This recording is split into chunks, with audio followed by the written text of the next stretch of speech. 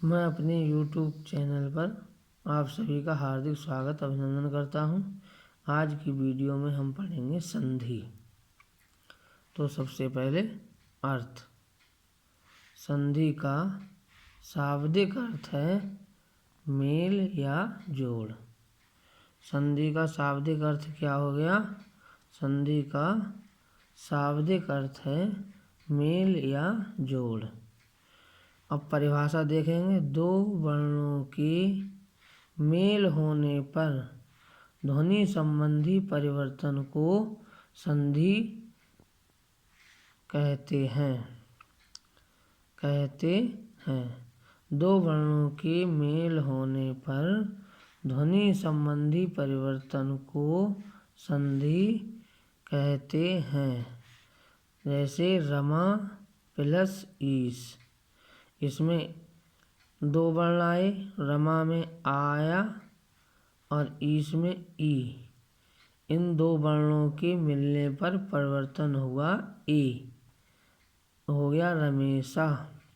Rama plus Isha बराबर रमेशा।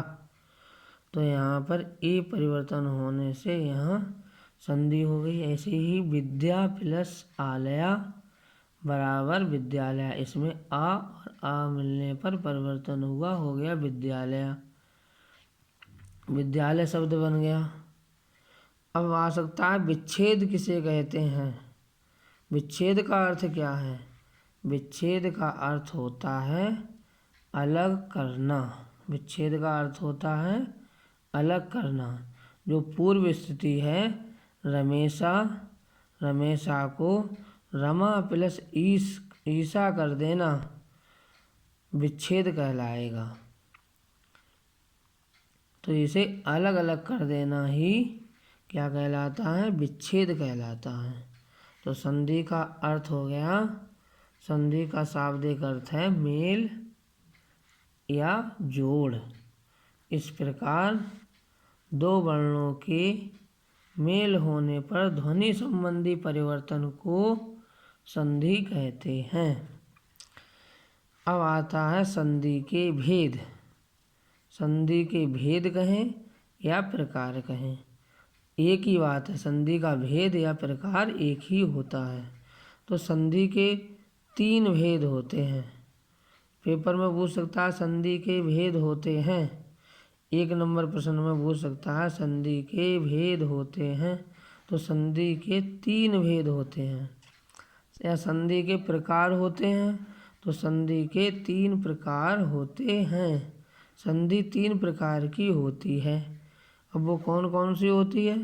Number 1 स्वर संधि, नंबर 2 व्यंजन संधि और नंबर 3 विसर्ग संधि। कभी कभी भूल से हम लगा देते हैं कि स्वर संधि के भेद समझ बैठते हैं और कभी कभी बता देते हैं स्वर संधि जो होती है 5 प्रकार की होती है। लेकिन ध्यान रखना है संधि मुख्यतः 3 प्रकार की होती है। स्वर संधि, व्यंजन संधि, विसर्ग संधि। तो हमेशा संधि के भेद 3 लगाना है। संधि 3 प्रकार की होती है। तो सबसे पहले स्वर संधि का समझेंगे। स्वर संधि का अर्थ।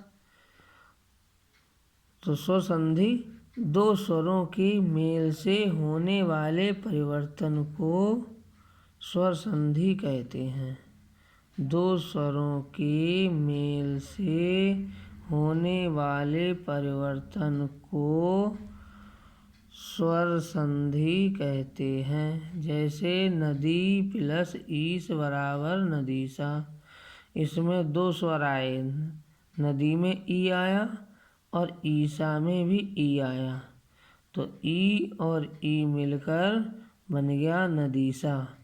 तो स्वर संधि क्या परिभाषा हुई? 2 स्वरों के मेल से होने वाले परिवर्तन को स्वर संधि कहते हैं। तो स्वर संधि का अर्थ समझ में आ गया होगा। जहाँ 2 स्वर मिलते हैं, जहाँ 2 स्वर वर्णों के मिलने पर जो परिवर्तन होता है उसे स्वर संधि कहते हैं। अब आता है नंबर 2 व्यंजन संधि। व्यंजन संधि किसे कहते हैं? व्यंजन संधि व्यंजन और व्यंजन के साथ, व्यंजन और व्यंजन के साथ, स्वर और व्यंजन, व्यंजन के साथ स्वर और व्यंजन, या व्यंजन और स्वर के मेल होने पर जो परिवर्तन होता है उसे व्यंजन संधि कहते हैं। तो व्यंजन संधि किसे कहते हैं? व्यंजन और व्यंजन के साथ, व्यंजन और व्यंजन के साथ कौन मिले? स्वर और व्यंजन, स्वर और व्यंजन, या व्यंजन और स्वर का मेल होने पर जो परिवर्तन होता है उसे व्यंजन संधि कहते हैं। उसे क्या कहते हैं? व्यंजन संधि कहते हैं। इसे समझ लेंगे मोटे तौर पर। व्यंजन वर्ण आए और उसके बाद स्वर वर्ण आए तो परिवर्तन होगा तो उसे व्यंजन संधि कहेंगे। व्यंजन के बाद स्वर अथवा व्यंजन मिलने पर परिवर्तन होता है तो उसे हम व्यंजन संधि कहते हैं। नंबर 3 आती है विसर्ग संधि। विसर्ग जो दो चिन्ह होते हैं, 2 पॉइंट, इन्हें विसर्ग कहते हैं, ऊपर नीचे। तो विसर्ग के साथ स्वर अथवा व्यंजन ध्वनियों, विसर्ग के साथ स्वर अथवा व्यंजन ध्वनियों के मेल से विसर्ग में जो विकार उत्पन्न होता है, मेल से विसर्ग में जो विकार उत्पन्न होता है उसे विसर्ग संधि कहते हैं। जैसे मनः प्लस रथा। अब इसमें मनः में विसर्गें आई हैं और रथा रा आया तो विसर्ग के बाद रा वर्ण आया तो विसर्ग में परिवर्तन हो गया, विसर्ग का ओ हो गया। तो विसर्ग के स्थान में जो परिवर्तन हुआ या जो परिवर्तन को विकार भी कहते हैं उसे हम, तो यहाँ पर विसर्ग के स्थान पर परिवर्तन हुआ है, ओ हो गया, इसलिए यहाँ विसर्ग संधि है।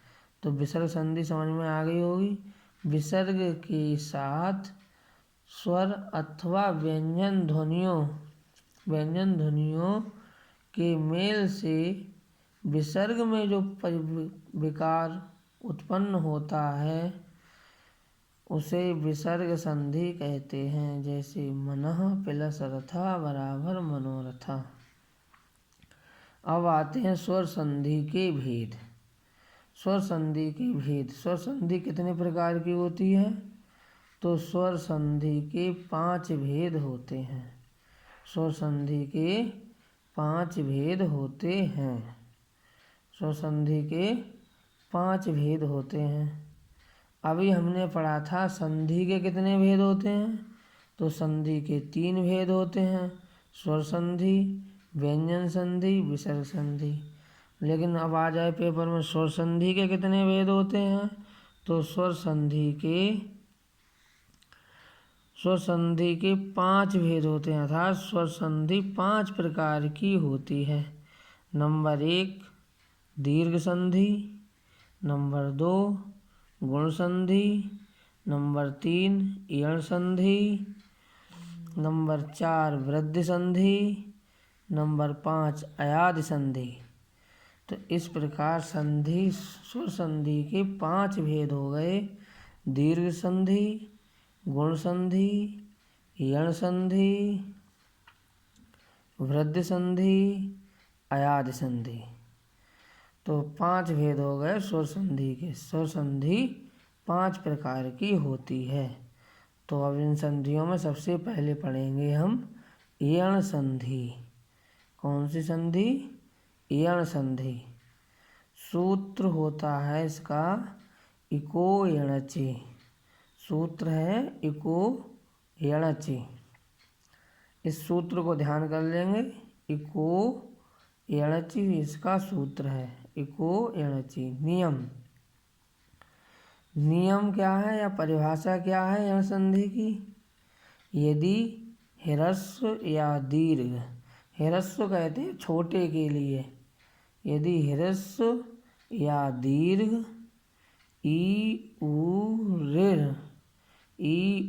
ऋ तथा लृ के बाद, ई ऊ ऋ तथा लृ के बाद कोई असमान स्वर आ जाए, असमान का मतलब यह नहीं आए, कोई और स्वर आ जाए, ई ऊ री लृ के अतिरिक्त और कोई स्वर आ जाए तो उसे असमान स्वर कहा जाएगा। तो ई या ई के का या हो जाता है, ई या ई के स्थान पर यह हो जाता है उ, यह उ का हुआ हो जाता है, उ के स्थान पर हुआ हो जाता है। और ऋ का रा अर्थात ऋ के स्थान पर रा हो जाता है तथा लृ का ला हो जाता है, वहाँ यण संधि होती है। एक बार पुनः समझेंगे। यदि ह्रस्व या दीर्घ वर्ण, ह्रस्व माने छोटा या बड़ा, छोटा या बड़ा, ह्रस्व माने छोटा और दीर्घ माने बड़ा, जैसे ई उ ऋ तथा लृ के बाद कोई असमान वर्ण आए, असमान का मतलब होता है कोई अन्य वर्ण, ये वर्ण ना करके कोई असमान वर्ण आ जाए तो उनके स्थान पर ई या ई का या, उ का वा और ऋ का रा, लृ का ला हो जाता है। अब इसे संक्षिप्त में समझ लेंगे। हमने ये बनाया ई के स्थान पर या, उ का वा, ऋ का रा और लृ का ला। ई का या, उ का वा, ऋ का रा, लृ का ला होना ही यण कहलाता है। ई का या, ई का या, ई के स्थान पर क्या हो जाएगा या, ई के स्थान पर या, उ के स्थान पर वा, ऋ के स्थान पर, ई के स्थान पर या होगा, उ के स्थान पर वा होगा, ऋ के स्थान पर रा होगा, लृ के स्थान पर ला होगा। तो यही सूत्र कहता है इको एणचि, इक के स्थान पर एण होना। अब हम उदाहरणों को समझेंगे। उदाहरण है, पहला उदाहरण अति प्लस अधिकम। अति प्लस अधिकम बराबर होता है अत्यधिकम। अब देखिए यहाँ पर अति में छोटी ई के स्थान पर या होने पर, ई के स्थान पर या कर दिया हमने तो अत्य बना, अत्य में प्लस अधिक जोड़ दिया तो बन गया अत्यधिकम। तो अत्यधिकम शब्द आएगा पेपर में तो तुम्हें ध्यान देना है, जो या है उसके स्थान पर ई कर देंगे तो बन जाएगा अति प्लस अधिकम बराबर अत्यधिकम। अति प्लस अधिकम बराबर अत्यधिकम। दूसरा उदाहरण है यदि प्लस अपि, यदि प्लस अपि। अब यहाँ पर दा में देखो छोटी ई दिखाई दे रही है तो दो यदि, तो ई के स्थान पर या, ई के स्थान पर या हुआ और ई के स्थान पर या होने पर तो दा और या मिलके दा प्लस या, दा प्लस या बन गया द्या, और द्या बनने पर ये आ जो छोटा आ था, आ मिलकर बन गया यद्यपि। तो यद्यपि शब्द बहुत इम्पोर्टेंट शब्द है, पेपर में आता है हर बार। तो यद्यपि का जो संधि विच्छेद होगा यदि प्लस अपि, यदि प्लस अपि यद्यपि, यदि प्लस अपि बराबर हो जाएगा यद्यपि। अब है तीसरा उदाहरण देखेंगे, मधु प्लस अरि, मधु प्लस अरि। अब मधु में देखिए ऊ आया छोटा, अब ऊ के स्थान पर क्या हो जाएगा, ऊ छोटे के ऊ के स्थान पर वा होगा, ऊ का वा हो गया। और अरि का वा में मिलने पर, जोड़ने पर शब्द हो गया मध्वरी। मध्वरी शब्द आने पर आएगा तो तुम्हें संधि विच्छेद करना है मधु प्लस अरि। तो ऊ के स्थान पर वा होने पर बनता है मध्वरी। अगला उदाहरण देखेंगे, अनु प्लस एषणम, अनु प्लस एषणम, अनु प्लस एषणम। अब यहाँ ऊ आया, अनु में ऊ आया और ऊ के स्थान पर वा हो गया तो न आधा रह जाएगा, न आधा रहने पर और एक ही मात्रा वाव पर लग जाएगी तो बन जाएगा अन्वेषणम। क्या बनेगा, अन्वेषणम। ऐसे ही सु प्लस आगतम बराबर शब्द बनेगा स्वागतम, स्वागतम शब्द बनेगा। क्या बनेगा, स्वागतम। सु के स्थान पर वा होने पर स्वागतम बन जाएगा। अगला उदाहरण है, धात्र प्लस अंश बराबर होगा धात्रांश, धात्र प्लस अंश बराबर धात्रांश।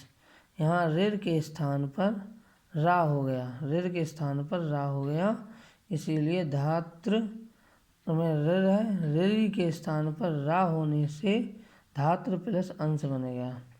ऐसा ही पितृ प्लस आकृति, पितृ प्लस आकृति में ऋर के स्थान पर रा होने से पित्राकृति शब्द बना। अब अगला उदाहरण है, लिर प्लस आकृति बराबर लाकृति, लिरी प्लस आकृति बराबर लाकृति। लिरी के स्थान पर ला, लिरी के स्थान पर ला हो गया और आगे का आ ल में जोड़ने पर यहाँ शब्द बना लाकृति। बहुत इम्पोर्टेंट शब्द है, लिरी प्लस आकृति बराबर लाकृति शब्द बना। इस प्रकार आज हमने यण संधि का अध्ययन किया। जितने भी उदाहरण हैं ये बहुत ही इम्पोर्टेंट हैं, इन्हें आप ध्यान से पढ़ेंगे। ये उदाहरण पेपर में छपने लायक हैं। धन्यवाद।